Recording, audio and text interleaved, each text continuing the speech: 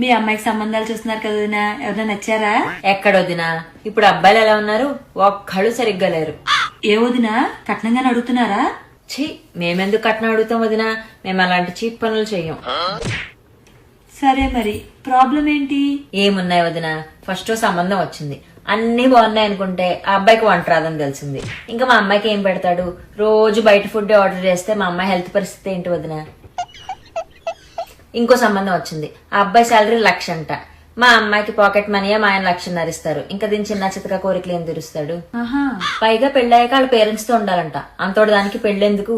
మా అమ్మాయి మమ్మల్ని వదిలి వెళ్తున్నప్పుడు ఆ అబ్బాయి కూడా వాళ్ళ పేరెంట్స్ వదిలి రాలేడా? ఆయన ఈ అబ్బాయిని అనలేము వదినా, వాళ్ళ తల్లిదండ్రులను అనాలి. మరీ ఇండివిజువాలిటీ లేకుండా పెంచేశారు. అంతేలే వదినా. ఆ అబ్బాయి ప్రాపర్టీస్ అన్నా మా అమ్మాయి పేరు మీద రాయాలని చెప్పాం వదిన. ఇప్పుడు రేపు పొద్దున మనకి ఏదైనా చిన్న చితక గొడవ అయిందనుకో, అలిగి వచ్చేసింది అనుకో, మరి భరోసా ఏదోటి ఉండాలా లేదా? అంటే మేము చూసుకోలేక కాదు, అది దాని హక్కు కదా. కరెక్టే వదినా. మొన్న సంబంధం వచ్చింది, ఆల్మోస్ట్ ఓకే అయిపోయింది అనుకున్నాం. ఆ అబ్బాయి వచ్చి మా అమ్మాయి తోటి నీకు బాయ్ బెస్టీస్ ఉండకూడదు అన్నాడు. ఇంకా దాంతో అంత నేరో మైండెడ్ కూడా మాకు వద్దనేసుకున్నాం.